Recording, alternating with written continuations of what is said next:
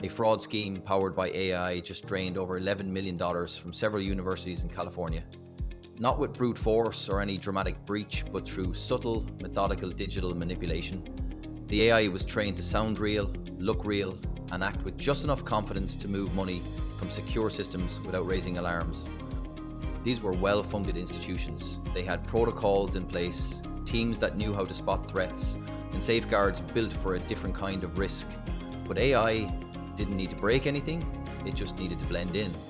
And that's exactly what happened. This is part of a growing pattern: AI-generated voices mimicking executives, convincing internal staff to wire money, synthetic identities showing up in emails and even video calls, all moving in ways that feel familiar enough to pass without question.